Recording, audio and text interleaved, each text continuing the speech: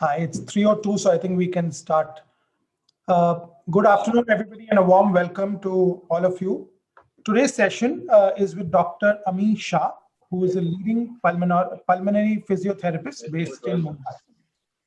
Dr. Ami is a master's in physiotherapy with specialization in cardiac and pulmonary sciences. She has vast experience in treating patients with cardiac issues like post-heart surgeries and angioplasties, respiratory issues, lifestyle disorders, and of course, those impacted by COVID. She's been recognized by the Maharashtra state chapter of the Indian Association of Physiotherapists for her work done in the field of pulmonary rehabilitation during the COVID pandemic. Today, Dr. Ami will demonstrate techniques to help improve our breathing and oxygen levels. Needless to say, this is important in today's context with the risk of dipping oxygen levels and frankly, no guarantees of immediate access to oxygen or hospitals. This is intended to be a practical hands-on session, and I hope all of us will take away some useful pointers from this. So what we'll do is the session will be 45 minutes of a demo by Dr. Ami, and maybe we'll keep about 30 minutes for Q&A. So if you do have questions, please post them on the chat, and we'll cover as many as we can after the demo is over. And just a suggestion for better viewing, if you can just change to speaker view, which is on your top right of your screen, you will see view. You can just click speaker view. That will help you view the session better. Dr. Ami, welcome, and over to you. Thank you. Thank you for the warm welcome. We are here to discuss about effective exercises for COVID-19. I just like to share my screen so that I'm able to present. Sure, we'll just give you access once. Thank you so much.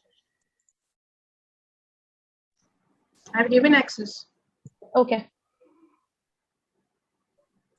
Can you share? Yeah.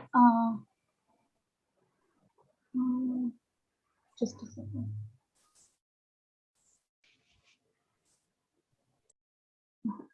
Just 1 second. Sure.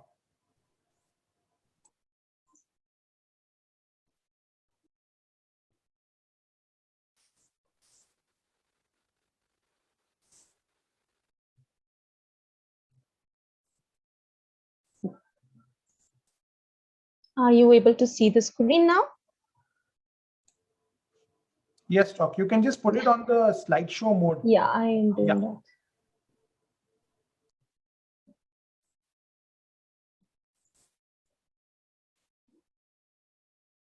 Sorry for taking your time. Doctors are not very technologically advanced.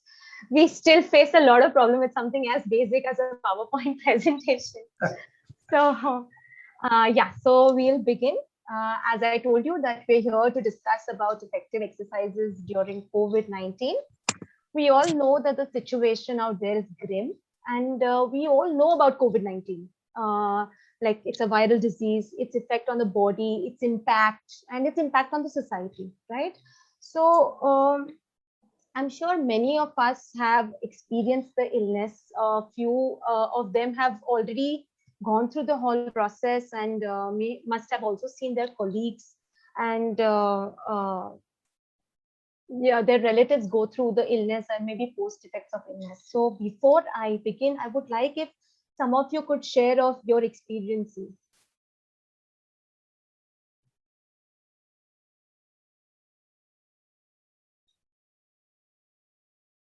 Anyone's welcome to unmute and maybe just speak if they would like.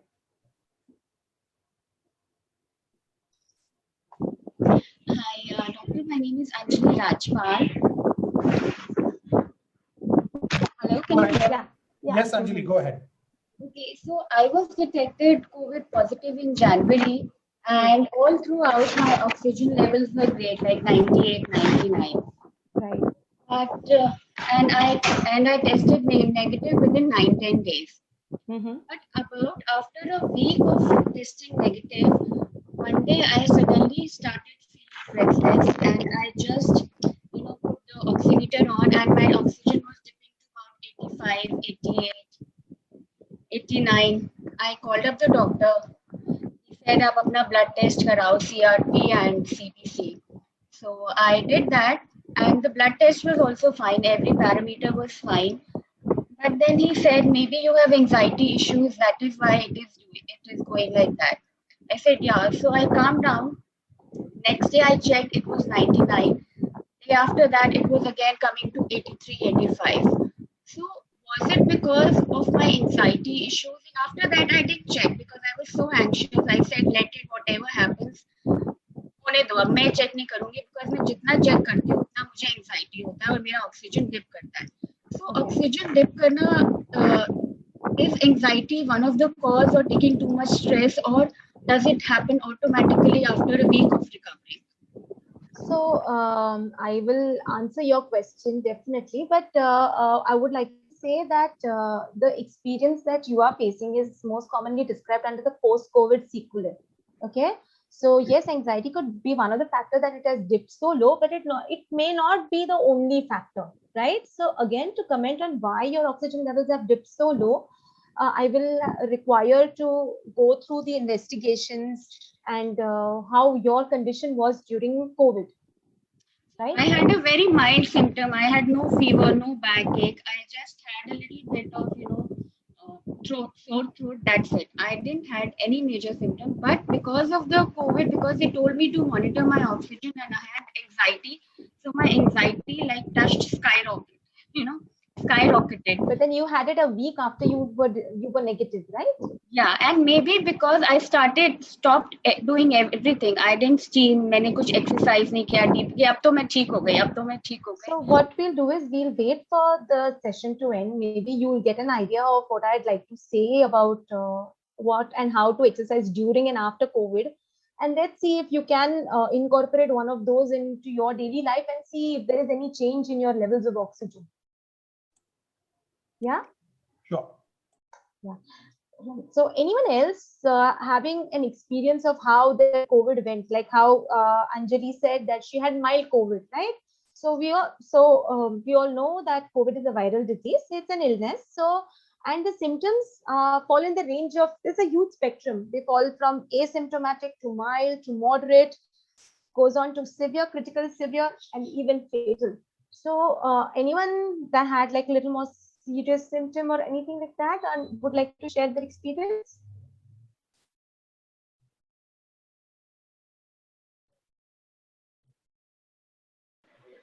Hi, doctor. Hi. Kanika here. Hi. So I'm on my 11th day today. Okay. After I tested positive.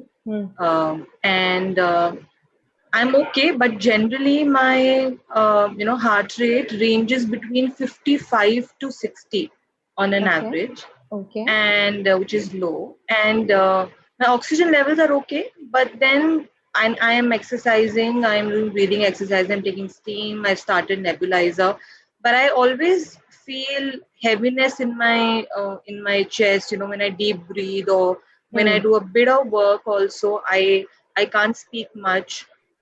Even if I talk for like 10-15 minutes, I feel there's some kind of heaviness in breathing. Right. Okay. Kanika got your symptoms. So again, I will be trying to settle your issues during the session. So as even Kanika pointed out, these fall in the mild to moderate symptom where maybe you do not have a fever that is lasting for more than 1 or 2 days, and you have mild symptoms, as in the fever has resolved on its own, and you've not had to take any extra medication or oxygen supplementation to stabilize your condition, right? So as I told you, the situation is grim out there is because of the need of oxygen and need of hospital beds, right? So during this session, my aim is to target mild issues that people face during COVID. Other issues are how to manage your oxygen levels in case if you are not able to find a hospital bed immediately. But here I would like to add is there is no supplementation for oxygen. If your body requires oxygen, it definitely requires oxygen. By doing these things, what we can do is we can buy time.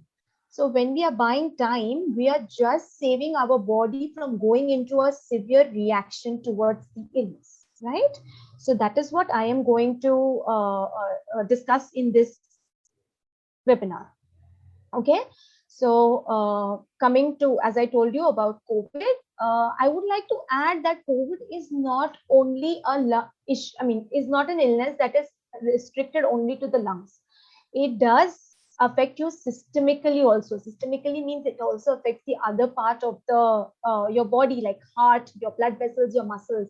So whenever you have been given the treatment, the treatment is designed in a way that it targets all your bodily organs and you recover in a holistic manner. Okay, now before we come to the cure and the oxygenation or improving oxygenation, I would like to know, can it be prevented? I wouldn't mind if people unmute and tell me what are the steps to prevent, because that is one of the major things we are also looking, because we know that the second wave has come and it has kind of passed, but the third wave may be impending.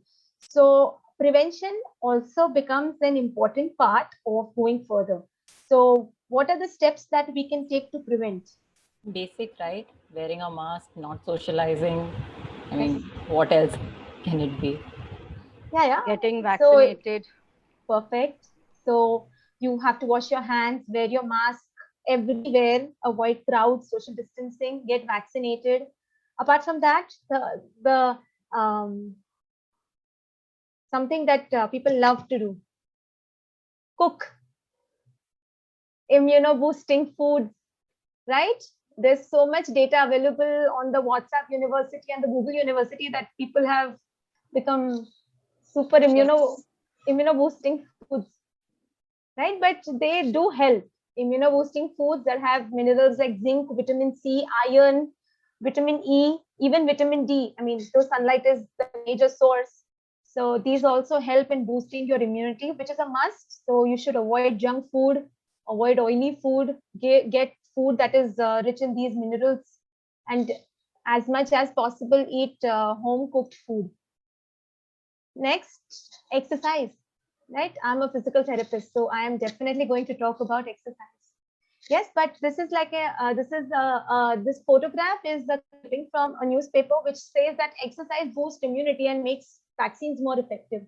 And it also says that how much you're supposed to exercise. So they say that even this clipping, where they have said that exercise for around 30 minutes a day will help you prevent severe diseases. Means it will help prevent you getting a severe illness. So what exactly is 30 minutes of exercise? What exactly do they mean? Anyone following this protocol? 30 minutes a day, prevention, any exercise that they're doing? I'm doing high intensity HIITs in the evening for 30 minutes, just to keep my oxygen levels great, right? The breathing exercises and all. Very nice. So you're non-COVID, right? Yes. Or not post-COVID, right? No, not at all. Okay, great. Okay. I'm doing 1 hour of sport jogging every day. I'm almost 61. Very nice. Pranayam and breathing meditation in the morning. Perfect. Very good. So we got people who are remaining fit in spite of the lockdown and the restrictions of not going out, right? If you're allowed to go to the gyms, we all know that we have a lot of ways that you can keep yourself fit. But in spite of lockdowns, yes, there are various ways that you can keep yourself fit. You can involve yourself into HIITs or Zumbas, or you can do sport jogging, sport marching, walking. Even if you cannot go outside, you can walk in your home.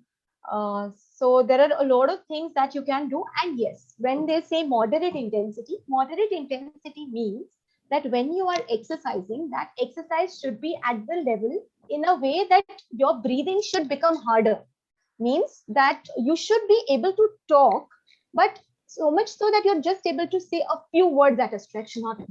Right? So for example, if I'm jogging and when I'm at the peak of my exercise, if I say, hi, I am Amisha. So these are the only few words that I should be able to complete. If I am gasping for more air, means I'm doing it at a very high intensity, then I may be doing it. If people are used to doing HIITs, which is more vigorous, then they can do the same for 20 to 30 minutes. But if people are exercising for less than that, then people are able to talk very smoothly while exercising, then that means that your intensity is not adequate.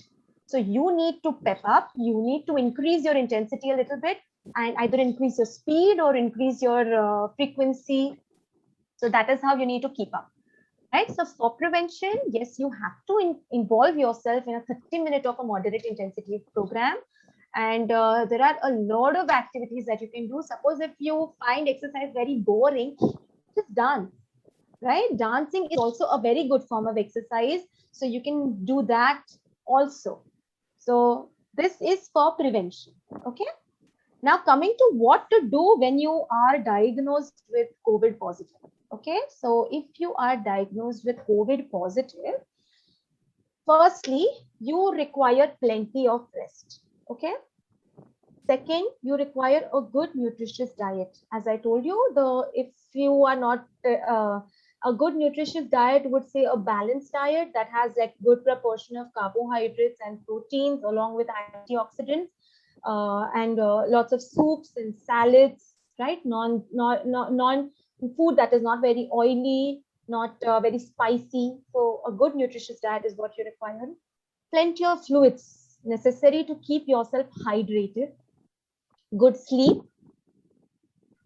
Another important thing is you have to consult a doctor and avoid taking medications by yourself or using your friends or relatives' prescription. Okay, so there are many a times that people have delayed. The moment you get symptoms, please do not delay testing.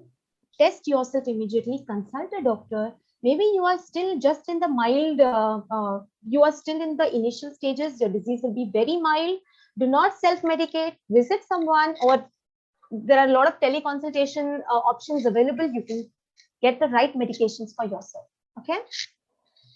Another thing is, okay, now I'm coming to exercising during COVID, right? So we all know that COVID is an illness. Okay.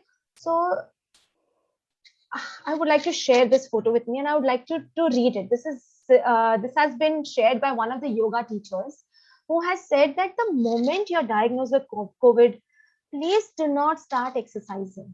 Please, you need to consult someone. It is not an over-the-counter pill. You cannot just start doing Anulom Vilom and Kapalbhati from day one. No.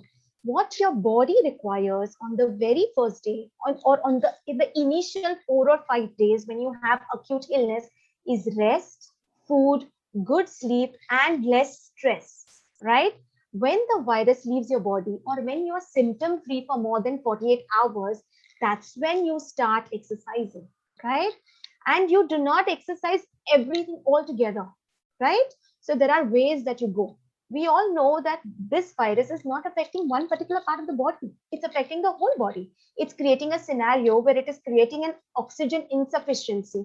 So it's not only the lungs, it's also the muscles that are deprived of oxygen, the other organs that are deprived of oxygen. So you cannot take things very lightly. Even if you're asymptomatic, even if you have no symptoms, it is ideal that you wait for a couple of days, at least 5 or 7 days, and then begin exercising gradually.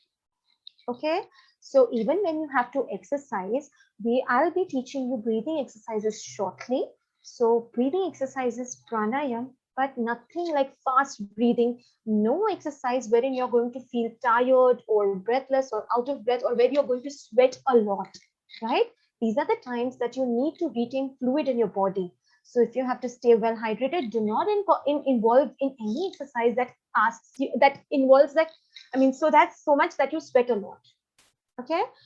So coming to the point of 6-minute walk test. Does anyone know what is the 6-minute walk test? And can anyone tell me what do they understand?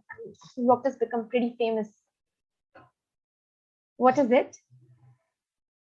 Anyone unmute and tell me? It's not an exam. You can just tell me. I'm not going to judge. We measure the SpO2 before and after a 6-minute walk. And so what do you do in the 6-minute walk? Just a very small walk without exerting ourselves, not like a fast or brisk walk, just normal pace. So yeah, so when the 6-minute walk test was designed, we normally use 6-minute walk test for every patient who have pulmonary illness. Okay, not only COVID. We've been using it since many years. This was designed by the American Thoracic Society many years back, and we use it to see if there is any drop in oxygen when the patient is exerted beyond their comfort zone. Okay. Now, subconsciously, you and I, whenever we are feeling ill, we subconsciously reduce our activity levels, we reduce our speed. So what we do in 6-minute walk test is, 6-minute walk test is a safe test because it is a subjective test, right? We ask the patient to walk as per their comfort, right? But the instructions go that you have to walk, you have to try and cover as many laps as possible. Okay, so it's not that you have to walk slow. No, 6-minute walk test is to determine that when you are walking a little beyond your comfort limit, are there any changes in your parameters? So we are very well aware of pulse oximeters. So we take the parameters, that is the saturation of oxygen and heart rate before you're performing the test. Choose the longest corridor in your home or in your vicinity. Walk along the corridor. Your intention should be that in the 6 minutes, you have to try and cover as many laps as possible. If in case you feel breathless, you're allowed to take rest pauses. So it is not a compulsion that you have to walk for all 6 minutes together. So if you're feeling out of breath, if you feel that your legs are feeling weak, you can take rest pause. Once you're fine, you can resume the walk. Okay. And immediately after the walk is over, you check your oxygen levels, you check your heart rate levels, you check if there is any difference. Okay. Again, once if you notice any difference, do not panic. You have to notice how much is the difference. Only if your oxygen levels are falling by more than 3 to 4%, or your heart rate is increasing by more than 25 to 30 beats, then you have to consult someone, because you may be going into a moderate stage of disease. So 6-minute walk test, if done correctly, will help you identify in advance whether you may require oxygenation or no. That means you're already saving time, right? Rather than waiting for you to feel breathless at rest, you're already picking out these small changes. So after maybe you are symptom free for more than 48 hours, you should do 6-minute walk test at home. You should note down, if possible, once if there is anyone around you who knows about 6-minute walk test, do it under supervision. If that is not possible, you can self do it. But please ensure that if you are getting overexerted, you have to take a pause. After the test is over, please consult someone, so then accordingly the right type of treatment is provided to you. Okay. So this was about the 6-minute walk test, which is very important because you have to do it regularly. Maybe from the 5th or the 7th day after your symptoms have subsided, or if you have been asymptomatic, you can do it from the 3rd or the 4th day itself. Okay. Next thing, while you are in your quarantine period, isolation, you are in the mild dose, and you are recovering very well, by God's grace, nothing is going wrong. You're almost in the 11th or the 12th day. You still remain active, but you don't overexert. So you'll do the basic chores and you can walk around the room, but do not involve yourself in any high intensity or vigorous intensity exercising. Okay. And the most important thing, if something goes wrong with you, please don't panic. Okay. There is an option of regular monitoring, because regular monitoring means it is so that you are aware of how your symptoms are progressing by yourself. But that does not mean that you monitor yourself every 1 hourly or 2 hourly. You have to monitor yourself at regular intervals, maybe every 4 hourly or 5 hourly.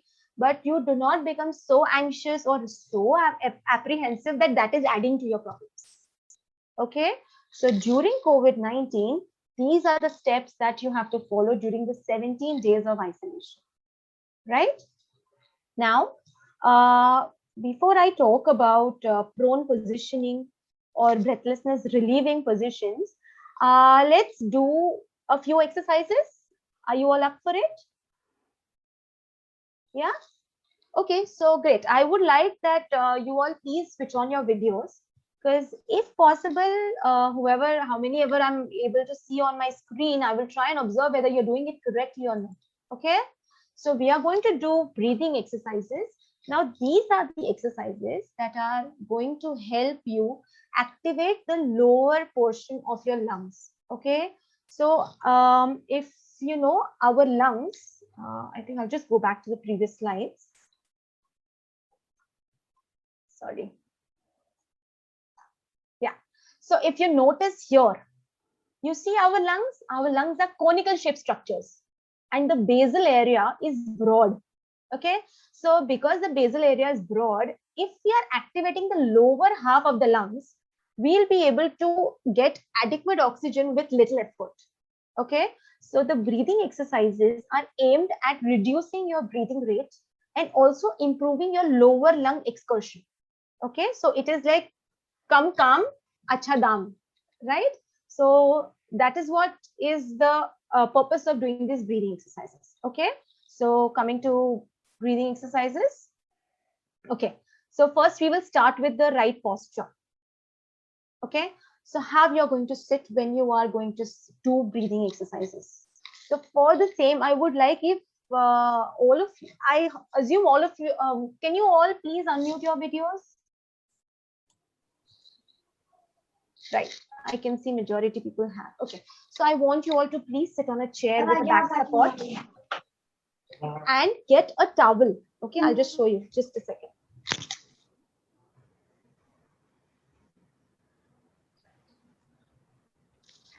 Right, so please sit on a chair with a back support. Get a towel or a napkin, fold it.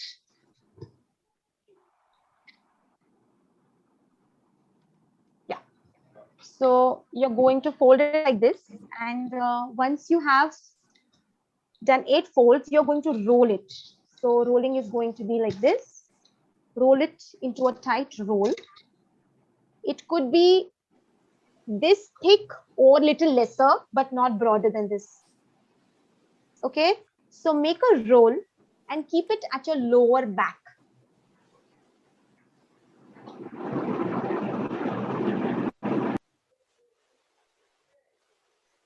Yes, and now once you have kept it at your lower back, I would like you to all sit with a good back support and relax your body. As you can see, there are 2 pictures out here, right? In the first picture, the female has a back roll over her lower back. Same with the other picture, but in the first picture, she's sitting more comfortably. And in the other picture, she's sitting erect. So it's not that the erect posture is bad, but for effective breathing exercises, sitting in a comfortable position is better. Okay, so please sit in a comfortable position with a good back rest. Now coming to the very first exercise, is called pursed lip breathing. Okay, so pursed lip breathing is an exercise that will help you relax your breathing rate. If you are feeling breathless, or if you are out of breath, or if you are anxious or in a panic mode, what happens? You start breathing fast. You start raising your shoulders, you start using your neck muscles. When you're breathing fast, your body is fighting hard to reduce the breathing rate or to get in more oxygen. So it's a vicious cycle. You're panic, you're breathing fast. Because you're breathing fast, your body is not getting enough oxygen, which is why your breathing rate increases. Again, that causes more panic, right? So you have to break the cycle. And how you're going to do it is through pursed lip breathing. So the action is very easy. You have to breathe in from your nose and you have to breathe out from your mouth. Okay, so breathing out from the mouth is you're going to purse your lips and slowly breathe out from your mouth. Like how you're whistling, you will just make no noise while doing the same. So slowly breathe out from your pursed lip. I'll be playing the video simultaneously so you all can see it. You have to slowly breathe in and slowly breathe out from your mouth. Okay. Now, one thing that what you can do is, one thing that you have to do is, you have to try and breathe out double the time of breathing in. Okay. So what you're going to do is, if you breathe in till a count of 2, you will try and breathe out for a count of 4. So let's do it together in the same fashion. We'll all breathe in till I count 2 and you'll all breathe out till I count 4. And the breathing has to be just the way it's shown in the video. You are not going to exert. You are just going to, it's going to be a slow, normal breathing. If you can see, if you even at such a less intensity, her chest is still rising a lot. Okay. So no need to feel that you're not taking adequate air. If you're going to do it slow, you are going to breathe adequate. Okay. So let's begin. Please, all of you sit with a good back rest and good back support. Relax. If you want, you can close your eyes. You can keep your eyes open, whatever, that is up to you. Start at my cue. Start breathing in. Breathe until 2. 1, 2, and breathe out. 1, 2, 3, 4. Again, breathe in. 1, 2, and breathe out. 1, 2, 3, 4. One more time. 1, 2, and breathe out. 1, 2, 3, 4. I hope you all understood this exercise. It's a very simple exercise, but it has a lot of positive effects. Okay, along with improvement in your lower excursion. Along with an improved excursion in the lower lungs, it also helps you calm your mind. Okay, it helps you keep your breath under control, and it will help you reduce your stress levels. Okay, so this is the very first exercise called the pursed lip breathing. Coming to the second exercise, it's called diaphragmatic breathing or belly breathing. Okay, now this is one of the most important exercises for any having any pulmonary issues, including COVID. Okay, so over here, what we are trying to do is we are activating diaphragm. Now, what is diaphragm? Diaphragm is a large flap-like muscle between your lungs and your visceral organs, that is the stomach and the liver. Okay, so when you are breathing in, ideally your diaphragm tends to flatten. So it's a dome-shaped structure. Okay, so if you can see my fingers, this is how is the shape. As you breathe in, it tends to flatten, and as you breathe out, it tends to rise up again. Okay, so when it flattens, automatically the organs in your belly, they will move out, and when you breathe out, all of them will rise up again, and that's how your belly will move in. As very well described in this photograph, as you inhale, your belly will go out because of the action of the diaphragm, and as you breathe out, your belly will move in. Okay, now I'm going to play the video. This is how you're going to sit. You're going to place your hands over your abdomen, and you can see as she breathes in, her belly moves out, and as she's breathing out, her belly is moving in.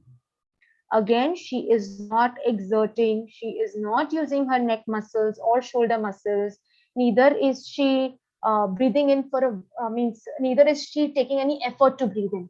Okay, she's going very slow. I'll play it again. I'm sorry.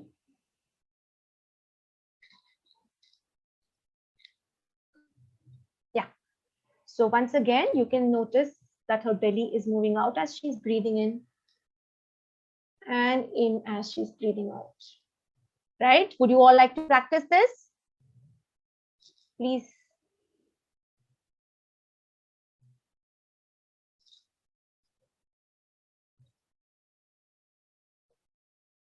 Try and ensure that your upper half of the chest is remaining relaxed when you're doing so. Okay, I'm trying to check if I am able to see.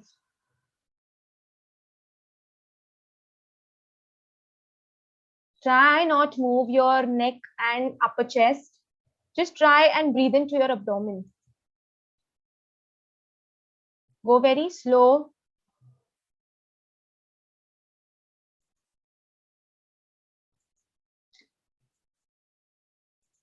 Okay, I see quite a few people doing and majority not doing, or because they're off.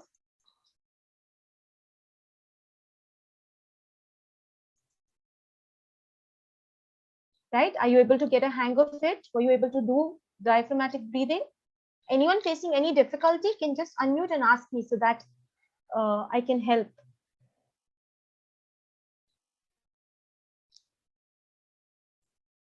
Excuse me? Yeah? Can you show the previous slide for 1 minute? Sorry? Can you show the previous slide for 1 minute? The pursed lip breathing one? Yes. Yeah, sure.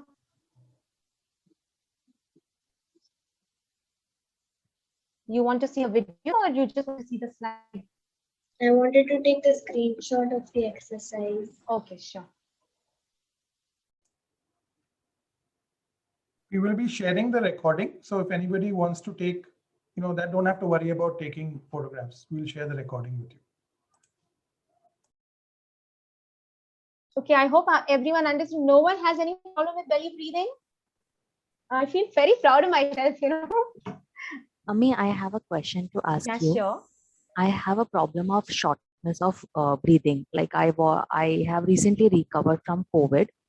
So what is the right way when you feel shortness of breathing? It is through nose or through mouth, for sooner, you feel good or We'll be for sooner. coming. Okay, I understood what your problem is. You will be most probably requiring positions to relieve breathlessness. Okay, Right. I'm going to discuss that also. You'll have to just wait for another 1 or 2 slides Sure. of exercises, and then we'll be practicing that. Sure, Okay? thank you. Okay. Okay.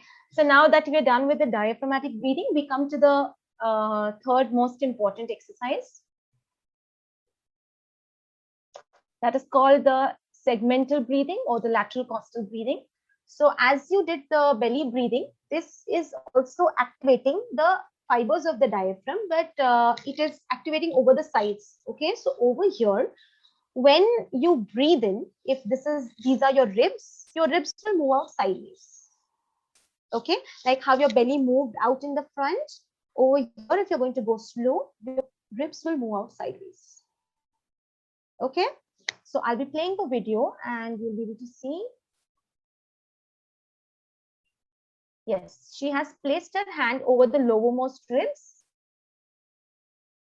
Right.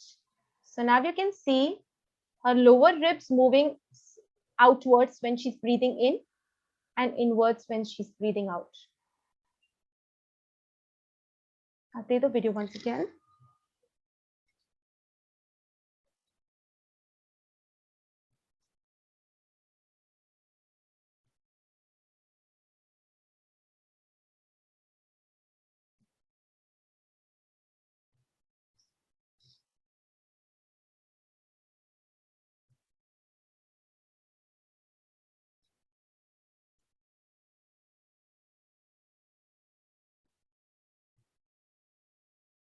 Okay, so I would like you all to practice this as well, because this is again another important exercise. This really helps. So all of you who you can do it even if you never had COVID or if you had COVID earlier, whatever, everyone can practice these 3 exercises. Okay, so as I initially said, that these breathing exercises are not only and only for your lungs. They will also help you reduce your anxiety levels, stress levels, and it has a lot of positive effects on the body. It reduces your heart rate. It makes you feel more energized, right? So these are the 3 most important breathing exercises that you can perform once you are symptom free for more than 48 hours. Okay. Now, in spite of doing all of this, if you still feel symptoms, if you get symptoms like cough or shortness of breath, then I would advise you to stop doing this, consult a chest physician, a physiotherapist, and then resume. Okay. Now, for those people who develop cough, productive cough means cough in a way that once you cough, there is sputum coming out, and it is not a lot in frequency, it is very mild, then you can perform the next exercise that is called as the ACBT. Okay, so it is a set of 3 different types of exercise which is performed twice or thrice. Okay, so there are 3 exercises. First is the breathing control, second is the thoracic expansion exercise, and third is huffing. Okay, so they are performed in a sequence. Once this set is over, you're going to give your body a rest of a minute or 2. After that, you're going to repeat the cycles and you're going to do that twice or thrice. Okay, so I will explain the procedure once again to you. Now, breathing control means breathing at slow breathing. So you can do pursed lip breathing instead of breathing control. Otherwise, breathing control is, you can just pin me on the screen. I'm doing breathing control. Breathing control is you're just going to do slow breathing, close your eyes, and you're just going to focus on how much you're able to breathe in and breathe out. Okay, you're not going to do deep breathing.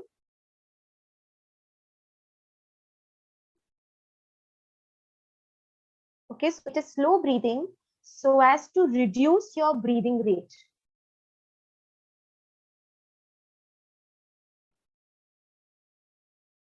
So that is breathing control. You can do 3 to 4 such breaths. Once you feel that your breathing rate has lowered, you feel more comfortable, that's when you start with thoracic expansion exercises. Now, thoracic expansion exercises are exercising with arms while you are breathing in. Okay, so this is the video. As you breathe in, you raise your arms and you lower your arms as you breathe out. Okay, so here you have to coordinate your breathing with your arm movement. Breathe in as much as you can. Okay, over here you will try and breathe in and extend your arms as much as possible, and then you're going to slowly breathe out. Okay, so you're going to increase your capacity. Breathe in, try and extend your arms beyond a little of your comfort limit, and then you're going to slowly breathe out. You're going to do 3 to 4 of this exercise.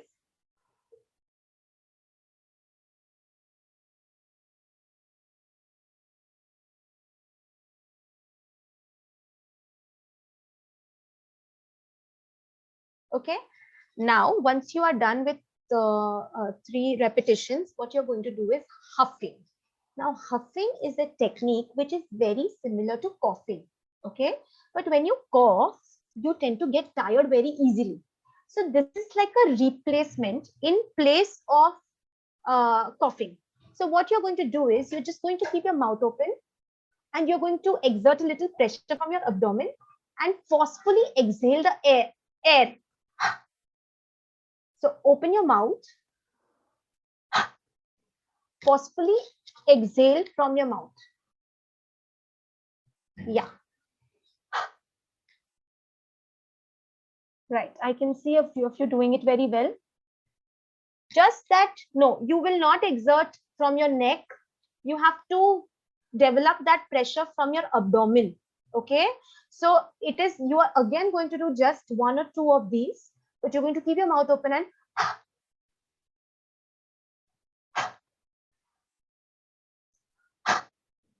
okay, so this is huffing. This will create enough pressure for the sputum, the phlegm that is stuck inside your lungs, to ride up to the center of the trachea. And once it rises up to the center, it will be easier for you to remove it. Okay, so that ways you can reduce the amount, the frequency of your cough, the bouts of your cough that become very severe and tiring. If you are able to do ACBT, then you will be able to reduce your frequency of cough, and that ways you will feel better.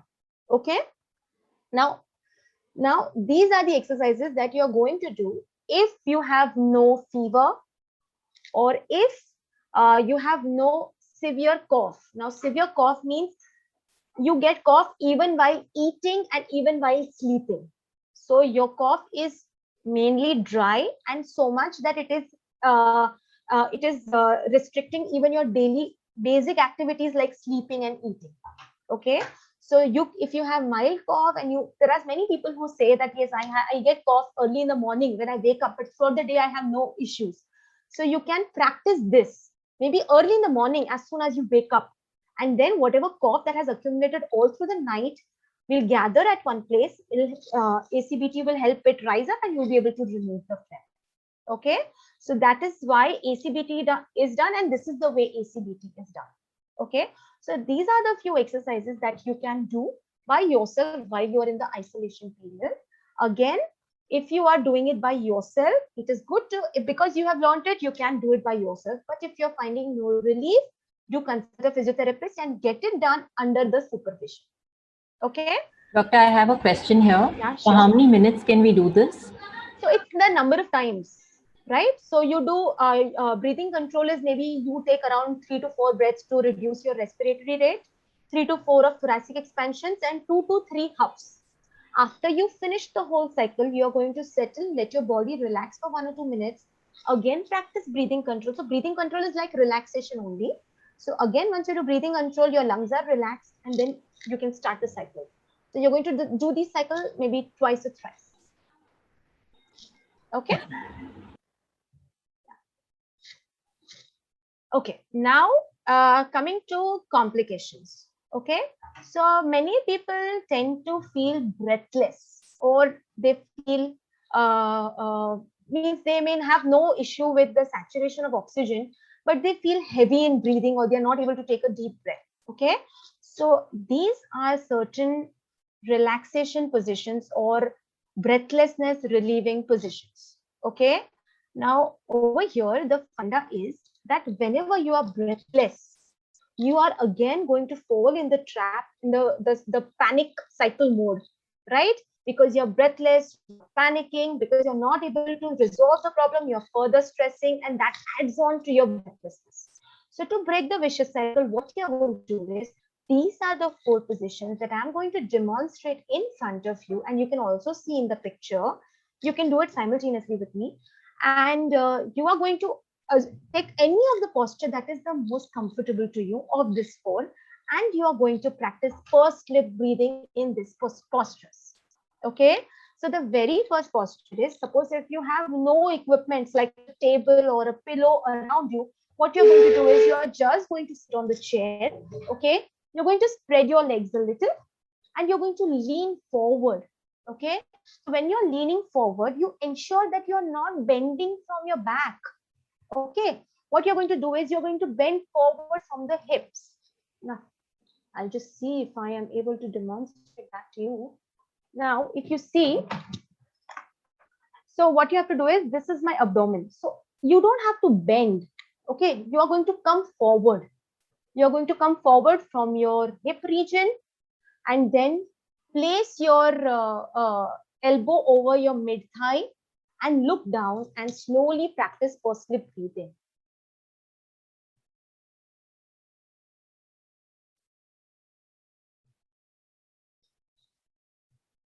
Right? So this is the first posture where you just need a chair. You just need to lean forward, look down, slowly breathe out for a longer time, do pursed lip breathing. So the benefit of this position is, because your shoulders, your upper extremity, your neck is fixed, it will ease, the gravity will help movement at your lower lungs. So once you're able to do it, you will be able to achieve good breathing, as in you will be able to resolve your breathlessness. Okay, so this is, I'm sorry, I forgot the name, but someone was asking me about breathlessness, right? Yeah, thank so you. This this is is one posture that you can assume. Now, if you're not comfortable, or if you think that your abdomen is getting compressed in this posture, so what you can do is you can sit on you can sit in front of the table, keep 2 or 3 pillows in front of you, rest your head over those pillows like how it is seen in this photo, right? That will ensure that your abdomen, your belly is not getting compressed, okay? And you are able to slowly breathe in and out. Okay, now again, there are people whose abdomen girth is a lot more, that prevents even this posture. So what we ask them to do is stand. Okay, lean behind, stand along with a back support. Okay, and then try to do it. If not, you can stand and lean forward. So stand with there should be a chair or a table in front of you. You can just lean forward on that table or chair, and you can just slowly breathe in and out. Okay, so these are the breathlessness relieving postures. Okay, I hope all of you got it. So people who do not have a problem with oxygenation can, and have only breathlessness, can try it. Those people who have issues with oxygenation, drop in oxygenation, and are not able to do proning, now, like now the next part is prone lying that we are going to do, can also take this posture. Okay, so this is the same funda as prone lying. What we are trying to do is we are trying to improve the excursion of the lower lungs. So with minimal effort, you are able to give a good output of oxygen. Okay, so the broader part of the lung is getting filled with air, more amount of oxygen is getting extracted from that air, and that is how your oxygenation is improving. Okay, so these are the breathlessness relieving postures. Any doubts? There's a question asking if asthma patients can also do this. Yes, yes. These were basically for, as in asthma patients only. So whenever you have an asthmatic attack, or you feel short of breath, and maybe you don't know where your medication is kept. This will help buying time, while this will help you prevent from going into the panic mode. You can resolve your symptoms. Maybe this will buy you some time. Meanwhile, someone can arrange for your medication and you can take it. So you can sit in this posture from say a few minutes to say even up to half an hour. And there was also a question that if I have fever and body pain, is it okay to do all this? So breathing exercises, no exercises to be done if you have fever and body pain. Only you do all of these exercises only once you are symptom free for 48 hours. Okay. If you are breathless along with fever, then you can take the breathlessness relieving postures, but you cannot do any exercise. Sure. Okay.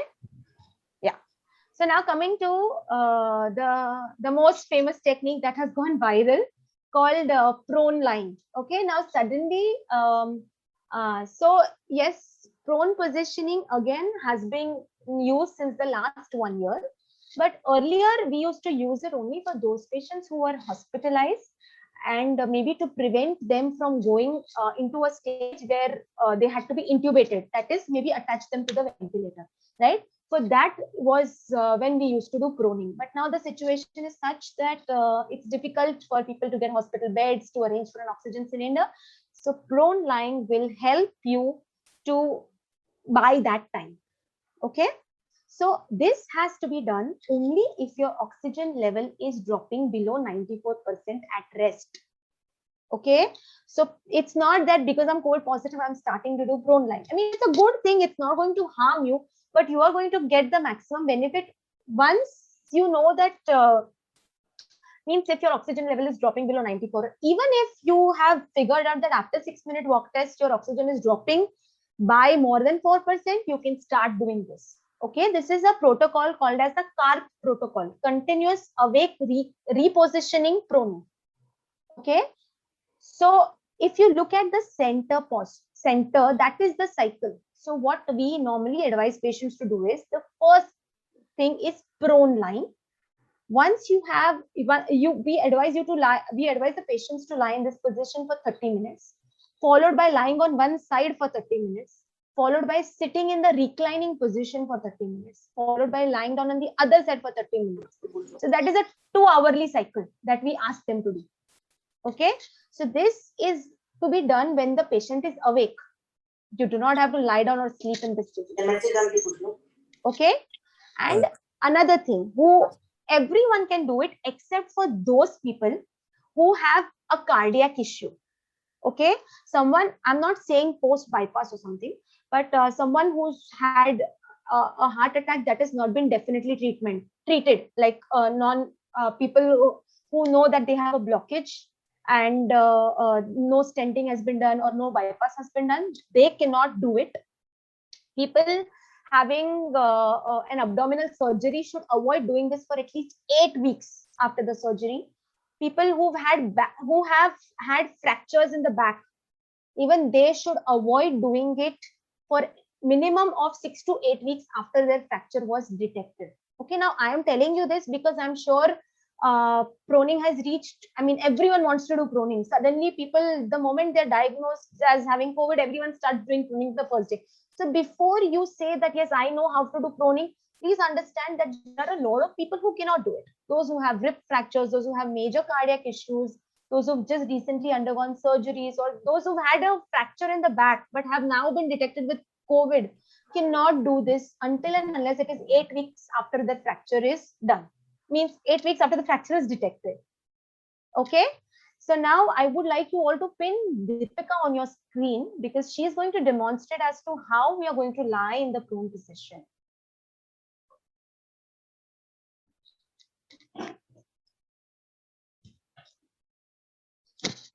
Okay, so no, wait, Deepika, what I'd like you to do is okay, so we are going to use 3 pillows. One, we are going to use below the chest, sorry, the upper chest or the shoulders. The second, we are going to do, I think I only lost Deepika, I'm so sorry.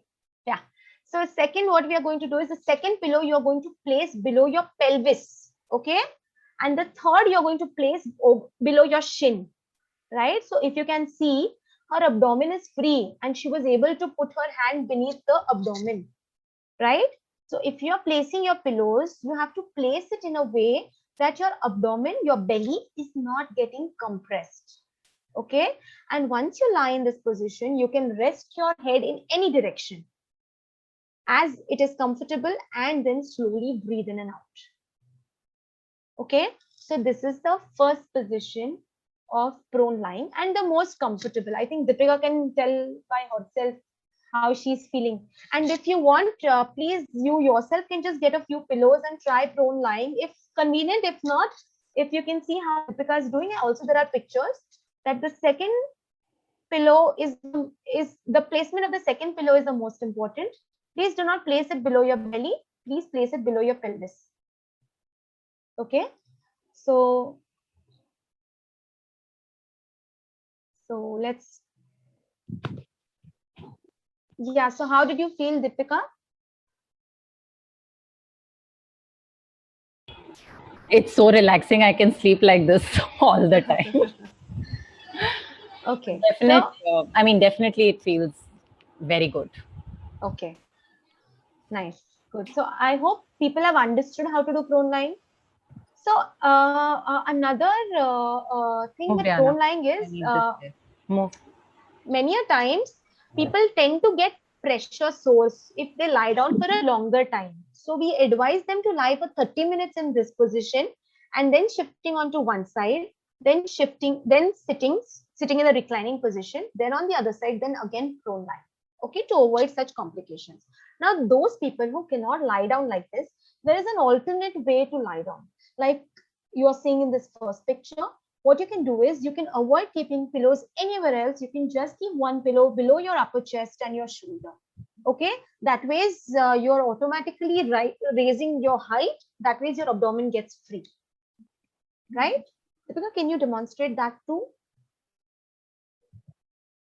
Yeah, just 1 second. Yeah.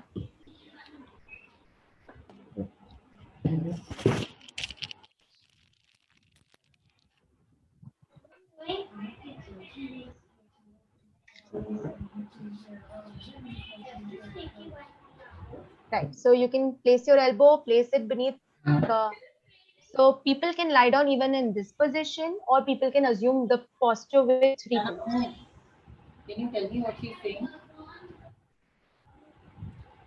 Can your papa tell me what she's saying?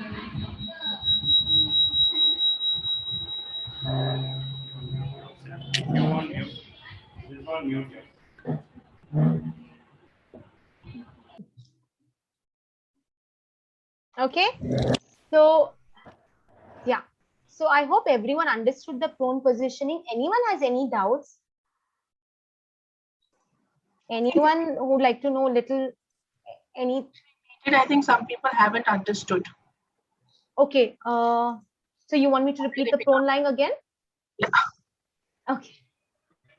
Okay. So we'll start with the first posture. Do you want the whole of it or just the second thing? Only what Deepika was doing, the lying down and the sitting one, just once. Okay. So we'll ask Deepika to lie down with 3 pillows. So there are 3 pillows that are placed. One is beneath your upper chest and your shoulders. The other one is beneath your pelvis. And the third pillow is beneath your lower limb. Okay, below your shin bones. So when you are lying down in this position, your abdomen is free to breathe in and out. So as you can see, she's able to slide her hand very easily. So her abdomen is not getting compressed. Now, in case if people are finding that the abdomen is getting compressed even in this position, what you can do is instead of one, you can keep 2 pillows below your pelvis also. That will further raise your height and ensure that your abdomen is free. Okay. And people who are not comfortable with so many pillows can just manage with 1 pillow. 1 pillow beneath the first pillow. That is the one that is below her shoulders and her upper chest. Okay. So these are the ways that you're going to do proning. Again, when you are going to lie down in proning, the actual miracles will happen once you're able to calm your breathing. Okay. So please, once you are in the prone position, try and reduce your breathing rate. You can, again, you can try practicing positive breathing. If that is not comfortable, you can just do breathing control, like how I explained during ACBT. Okay. So that is what will work wonders and that will help you improve your oxygen level. Right? So this was about prone lying to improve your oxygenation. Okay. So I hope I have been able to explain what you are going to do while you are Yes. COVID positive. Okay.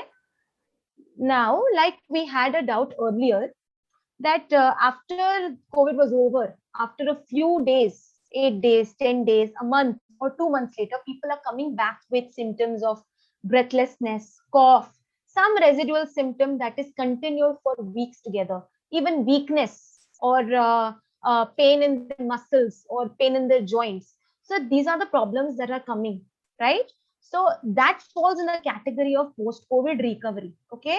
So when it comes to post-COVID recovery, basically post-COVID, if any symptom is residual for more than 4 or 6 weeks, then that's when they fall under the criteria of post-COVID sequelae. Okay. So if you still have any residual symptom after post-COVID, then you can perform, I'll tell you, there are a few set of exercises that you can perform. You can start doing breathing exercises that I had explained to you. Along with breathing exercises, you can practice spirometer. Now, this is again something that you can do if you are actively COVID and your CT scan shows that you have involvement of the lungs. Okay, so this is called as a spirometer.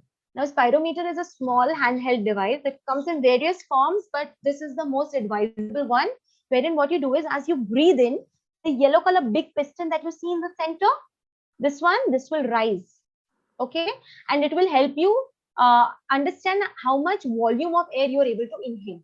Okay, so when you are practicing spirometer, the purpose is that you have to try and breathe in as much volume of air as possible, and gradually as you practice, you will be able to do something a little more easily. Okay, so now this is a video that is showing how you are going to perform spirometer. So again, she is sitting in a relaxed posture and she is breathing in from her mouth. There is a mouthpiece attached to the spirometer. You place the mouthpiece in your mouth. You breathe in. There are 2 pistons here. There is a smaller one. There is a bigger one. So there is a box. If you can see in this photo, this box is the adequate pressure. So this is how much the smaller piston should rise. And keeping it in this box, you have to try and raise this further. Now, it may be a little difficult to understand, but when you practice, you will understand more. So people who require spirometer, it is a very simple thing to do. It's just that you have to ensure that you're breathing in as much as you can. Okay, so you're not going to breathe in like, no, that's not the way you do you practice spirometry. Okay, you have to ensure that whatever air you are breathing in is actually going and filling your lungs. So the piston will rise up slowly, gradually. It will try and achieve higher heights. That is more and more volume of air. Okay, so this is spirometry. Now, people who further have had deranged respiratory musculature because of COVID, there is a device called as the inspiratory muscle trainer. Okay, so this is a device which, again, what you have to do is you have to put it in the mouth and you have to inhale. So if you see,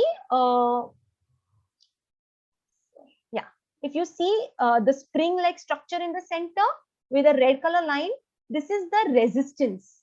So when you breathe in, you have to breathe against this resistance. So it is the way you gym the peripheral muscles. When you have strength adequate to the strength of the weight, that is a dumbbell or TheraBand or whatever, you are able to lift it. So you will be able to perform this easier only if your respiratory muscles match the load. So this will help you further strengthen your respiratory muscles and reduce your issues. Okay. Now, once you are post-COVID, there are a few things that you have to keep in mind. Okay. Before you resume your daily activities, your daily life, you have to ensure that you are not straight away jumping onto anything new. Okay. So for example, if you used to walk for 30 minutes before COVID, you are done with 17 days of isolation. You feel that you're absolutely fine, and the next day, on the 18th day, you start and go for a walk for 30 minutes. Doctors are advising against it. And because we have seen that COVID is affecting a lot of aspects in your body, it takes some time to recover. So we ask people to get back to their routine, but in a phase-wise manner. So for example, even if you have to resume your work, we ask you to do it. Suppose if you have to travel to resume your work, what we ask you to do is you do it in phase-wise manner. You don't suddenly go for 8 hours in a day. Initially, you go maybe say half a day for 3 times in a week, and then gradually increase it to 7 days, 6 days in a week, and then gradually you go on to 8 days, 8 hours, 6 days a week. Okay, so that is how the phase-wise manner you return to activity. Same thing with exercising. Even people who are athletes and sports person who have been COVID positive have been asked to gradually build up their stamina over a period of 3 weeks and then resume the sport. Okay, so listen to how your body is coping during recovery. Stop before you get overly tired. Over vigorous exercise will set back recovery. Okay, no HIIT for at least 2 to 3 weeks after you have recovered from COVID. Okay, and if you have happy hypoxia or your symptoms persist for a few weeks after recovery, please consult a pulmonary physiotherapist. Now, does anyone know what is happy hypoxia? No? I know. Yeah. I think it is when your oxygen levels are falling down and you don't have any symptoms. Right. Perfect. So normally our body's mechanism is, if your oxygen levels fall below 95 or 93, you start feeling a little heavy over the chest, or you start feeling breathless, or you're not able to complete that activity. But happy hypoxia is you're able to do the activity freely, but still your oxygen levels are dropping to 85, 88, 90. Some people have it dropping to 80. So suppose if you are still monitoring and you come across symptoms like this, please do not ignore. It is not that there is a fault with your machine. Check with other machine, but please consult a pulmonary physiotherapist. Okay. So this is for the post-COVID recovery. Again, these are a few exercises that you can perform post-COVID. Like suppose since we are in a lockdown, we are not allowed to go outside. We can do marching on the spot. We can do step-ups. You can do, once you're allowed to go out, if it is feasible, you can go walking, jogging, cycling, build up your capacity gradually for a week, go step by step, go slow. After a week or 2 weeks, when you have no symptoms and you feel absolutely fine, increase your intensity, come to moderate intensity. Okay, you can also start doing muscle strengthening exercises, because it has been seen that COVID tends to weaken your muscles. A lot of people complain of weakness, not able to complete the activity. These are all signs that that particular set of muscles have weakened. So these are a few exercises that you can very well perform at home using equipments like a dumbbell or a TheraBand. I'm not sure if everyone knows what TheraBand is. So this is a TheraBand, which is an elastic band. Okay, so they come in various colors, and each color specifically means a particular resistance. So as you pull, it provides resistance. Okay, so this is called TheraBand, and you can perform innumerable exercises with the TheraBand. Okay, even the ones that I've shown on the photograph. So, and in case if you don't have a dumbbell or a TheraBand, you can use a bottle. Okay, a half-liter bottle filled works like a half kg dumbbell. Okay, so if your strength is more than that, you can take a 1 liter bottle fully filled. Okay, so you can do biceps curling, wall push-ups, abduction, that is taking your hand out to the side, sit to stand. So you can, if possible, you can do it without the support. You take both your hands in front of you, stand up from the chair, sit down, do it multiple times. Knee straightening, squats. Now the picture over here shows wall squats. So you take the support of the wall while squatting down and coming up, and heel raises. Okay, and yeah, the last bit, that is the box scale. Box scale will help you identify whether all of you can just take a screenshot of this. like how I explained the talk test, this will help you identify whether you are doing your exercise at moderate intensity, mild intensity, or vigorous intensity. So if you feel, so this is the rating of your breathlessness on a scale of 10. So if you're feeling your scale is falling between 0.5 and 1, it means you're exercising at a very mild intensity. Okay, so once you reach the stage that you're going to perform at a moderate intensity, you should feel moderately tired, or you should feel that the exercise was slightly hard. So this between 3 and 4 is the ideal exercising intensity if you need to keep yourself fit and you need to recover completely from COVID. Right? So, Doc, there are 2-3 questions. So, we've been wearing masks now for extended periods of time. So somebody's asking about any recommended breathing technique for especially if I'm claustrophobic, right? Because I'm wearing a mask for a long time. Or also if I've had a panic attack, maybe during an MRI or a CT scan. Any specific techniques, breathing techniques? So you can go into the breathlessness relieving postures. Okay, if you have a panic attack, anxiety attack, the only solution to that is you have to reduce your panic levels. You have to calm your mind. First lip breathing, second is breathlessness relieving postures. If first lip breathing is not helping, then you just lean forward, or you can lean forward. If you are standing, you don't have any chair anywhere, just lean forward and slowly breathe out from your mouth. Do not resist your breaths. Go along with the rhythm. Suppose if you feel that you're breathing too fast and you're not able to do pursed lip breathing because you're not able to go slow, then you can reduce the span of the exhalation. So for example, if you're not able to breathe out till 4 counts, breathe in till 2 counts. But if I'm wearing a mask, then let's say I'm outdoors and I'm feeling slightly panicked or fast. Now, if you are wearing an N95 mask, you have to remove it. Okay, but if you're wearing any cotton mask or a surgical mask, there is no way that the air is not escaping, because it's quite, they're not so tight as an N95 mask. So even if you're wearing a mask, you can do this exercise because you're not breathing into the same air. And a connected question is that, so while exercising, we should be wearing, if we have to wear a mask, wear a cloth mask. Don't wear an N95. Yes, N95, no way. No one should be wearing an N95. Only doctors who are coming directly in contact with patients, suspected or detected patients, should wear N95 mask.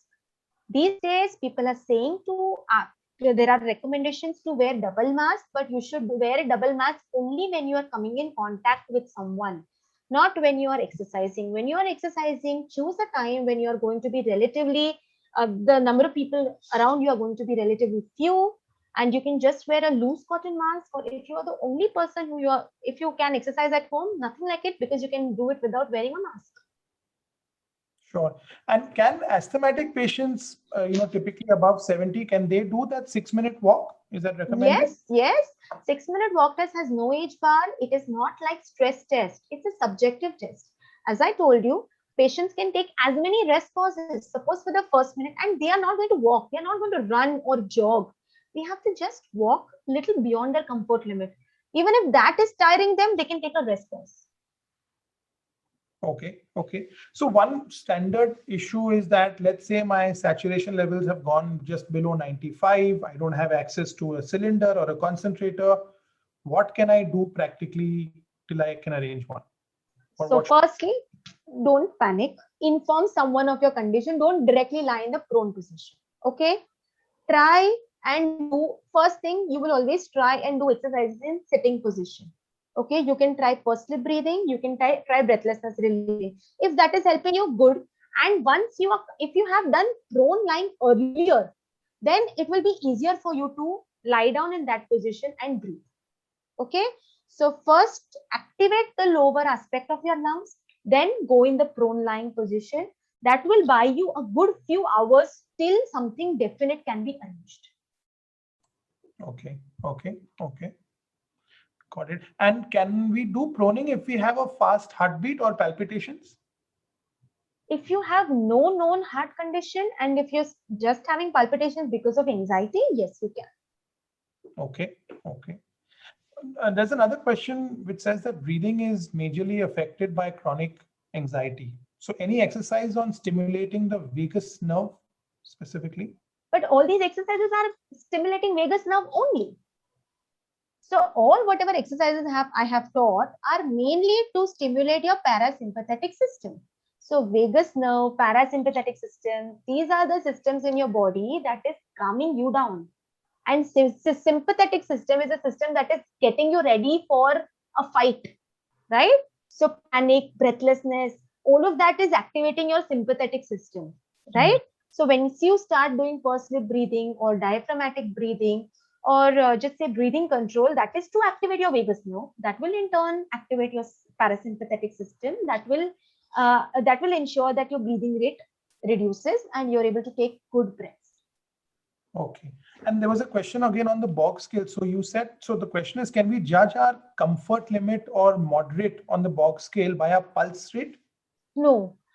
So many a times, even we as doctors or as a physiotherapist, when I'm making patient exercise, I face this problem. Moderate intensity, yes, we also have a particular heart rate ratio.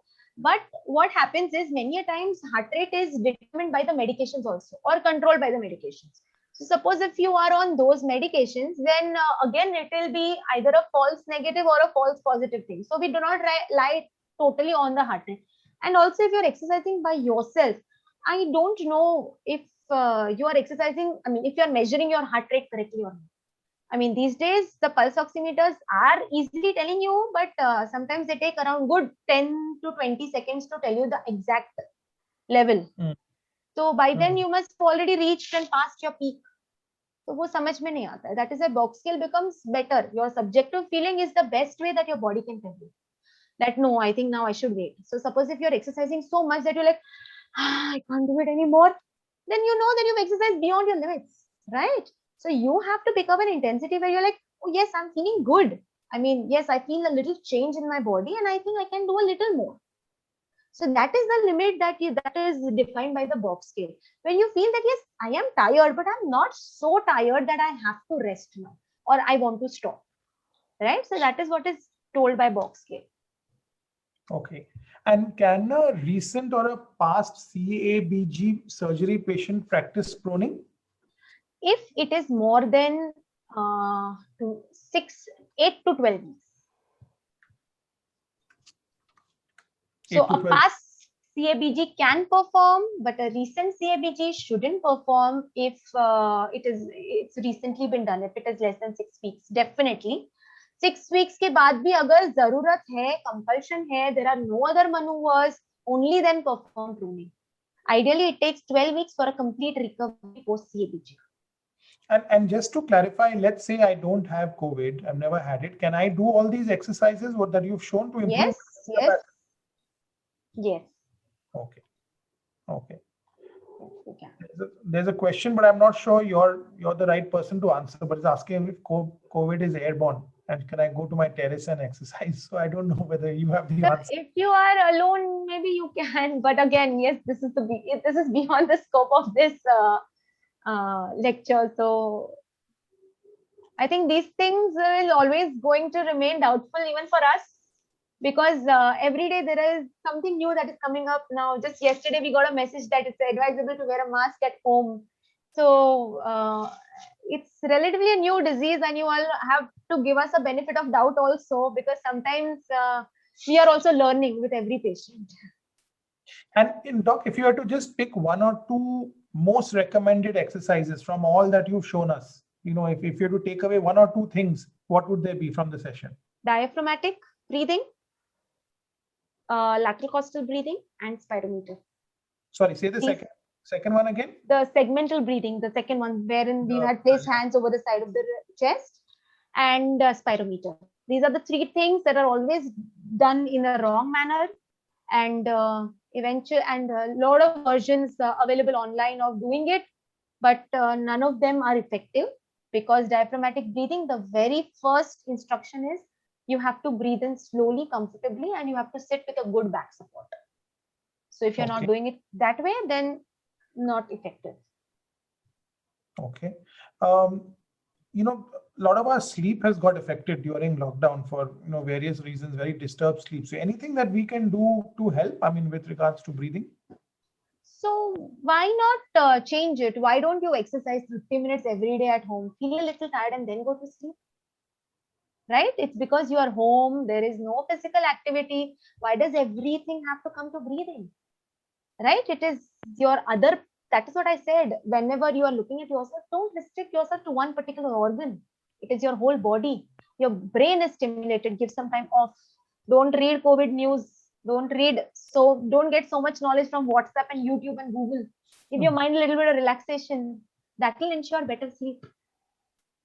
And Doc, there's a question about the vaccine. So somebody 75, they've had both their shots. They were told not to exercise for a couple of weeks. No after effects of the shot, no fever, nothing. Is that true? Or so what the thing is, even after vaccination, we are seeing that people are getting infected, right?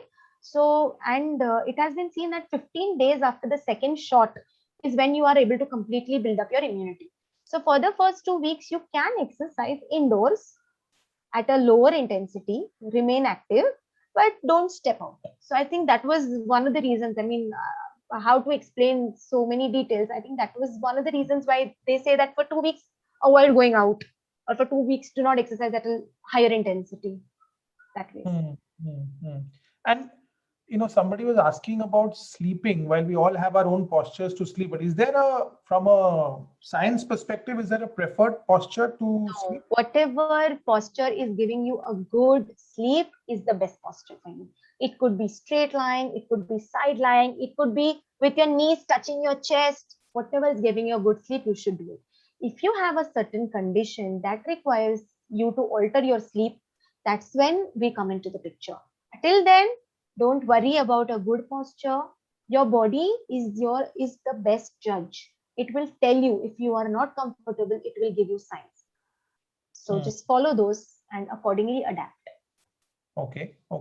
Someone is asking that if my normal default SpO2 is about 95, 96 always. Right nowadays we are panicking with everything. Is that okay? Should I get worried? Anything more than 95 and no symptoms, you shouldn't be worried. If you have symptoms of breathlessness, even with 98, then also that is not right. So anything more than 95 is considered to be normal. Okay. And are there circumstances under which we should not be doing these exercises? Fever, severe cough, or in spite of doing proning, your oxygen level is not improving.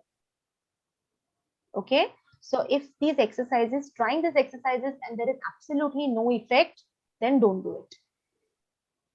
Okay. And there have been some questions, again, I'm not asking those because they may not be relevant to you, but for what is the role of water and foods with regards to breathing? Is there any correlation? If you're asking from COVID point of view, then nothing, just enough water, say around it's summertime, so 5% of your body weight, on an average 2.5 to 3 liters of water daily. But nothing pertaining to breathing, nothing pertaining to lungs, nothing pinpointing. Again, about diet, I'm not the right person to tell you in detail about it, but I would say a good balanced diet is what one requires to keep yourself fit and keep their immunity boosted. Okay. Do I need to do these breathing exercises on an empty stomach? Right. So you can do it empty stomach, or if you've eaten after an hour of eating. Okay. And morning, evening as such is not... So you can do it as many number of times in a day as you can, but at one go, don't exceed more than 5 to 7 repetitions. Okay. You can go up to even 6 times in a day, but not more than 6 times in a day, and not more than 5 to 7 repetitions at one go. Okay.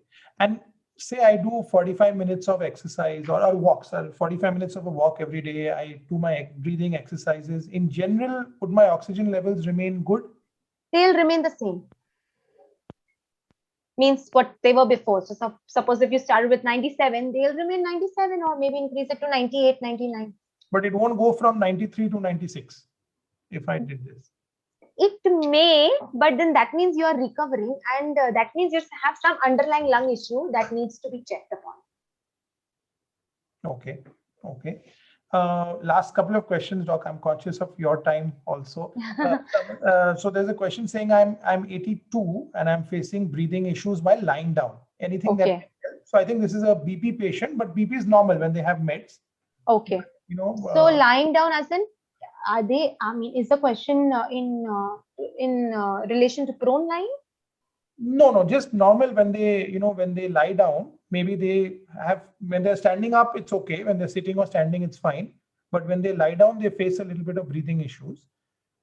Is that, any specific thing that they need to worry about? So again, this needs to be, means a few questions need to be asked as to a few things like what is their body mass index, what is the abdomen girth, why is lying supine causing an issue, that needs to be checked upon. So maybe a few questions here and there. I don't think that is anything related to blood pressure or any other comorbidity.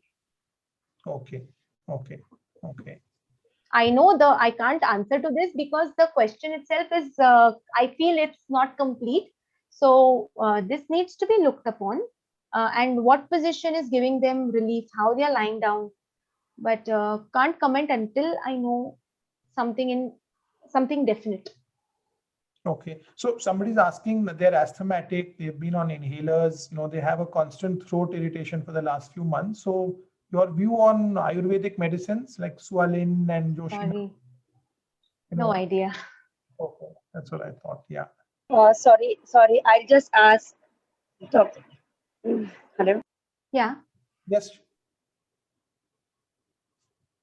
Sorry, no. Yeah, sorry. No, I was just asking if there is anything that you can suggest. I take Ayurvedic, but anything that you can suggest. I do yoga, I do Surya Namaskar, everything. But somehow this irritation is there regularly and I end up taking something or the other then. Any exercise that you can suggest or anything that throat helps? irritation? Yeah, it's been there for some time. No?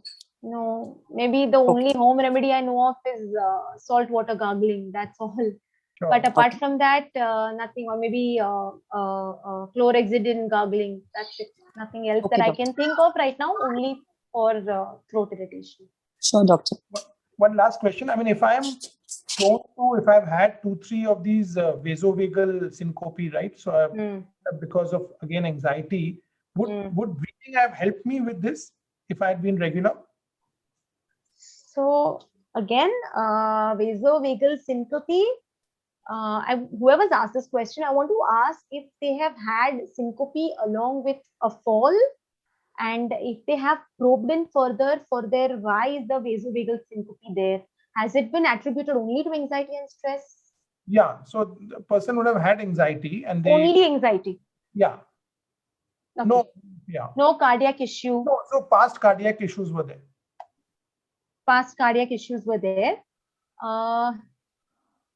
Maybe we can take it offline if we can.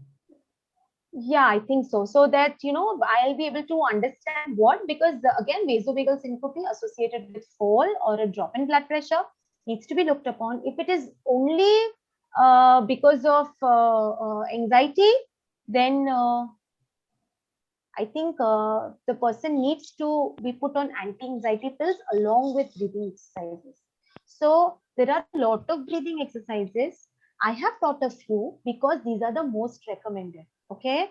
When you tell me anxiety, when you tell me panic attacks, doing only these will help you as of now, right? If I'm going to tell you some other breathing exercises, you may not be able to learn it as easily as you can learn these exercises, and you may find more, the kind of effect same. Means you will not find anything different with the other breathing exercises. So I think whatever we have learned today, first, whoever is facing anxiety problem or whoever's facing problems of getting panic attacks should first try just the basic exercise, like just the pursed lip breathing. If that is not working, add it with diaphragmatic breathing, segmental breathing. If that is again not working, try the thoracic expansion exercise. If that is not working, let us connect and we'll see what further can be done. Sure. Doc, conscious of time, we are just past 4:30. Thank you so much. This has been, I think, just very useful, helpful, a lot of easy takeaways for us to work upon.